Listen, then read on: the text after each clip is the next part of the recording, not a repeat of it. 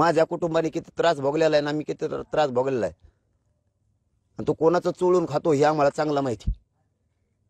ते माझ्या कुटुंबाच्या बद्दल आणि त्याच्याबद्दल जर बोलला ना तू आता संत तुकाराम महाराजाबद्दल, तर तुला सांगतो तुला सुट्टी नाही. तुला मराठीच सांगतोय मी. तू माझ्यावर बोल, माझ्या चुका समाजाला दाखव.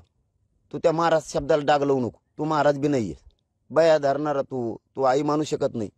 आणि तुझ्या आईबद्दल, तुझ्या बहिणीबद्दल, त्यांच्याबद्दल काय नियत असणार आहे तुझी, तू हे शिकवू नको आम्हाला. तू बाकीचे तुला काय आरोप करायचे कर.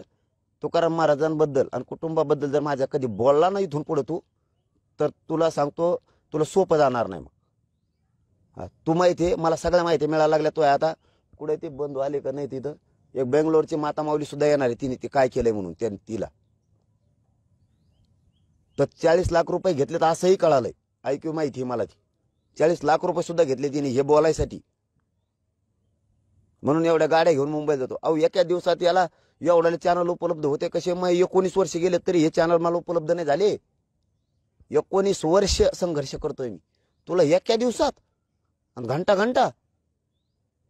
आणि सरकारलाही सांगतो, आणि तो जे नेत्याबरोबर पळतो त्यालाही सांगतो, आणि शिंदे साहेबाचा प्रवक्ता त्याच्या मागं त्यालाही सांगतो, आणि कोण बडा नेता आहे त्याच्या मागे त्यालाही सांगतो, तुमच्यामुळं तुम्ही जर याला साथ दिली तर याच्यामुळं तुमच्या पक्षात वाटळ होणार आहे.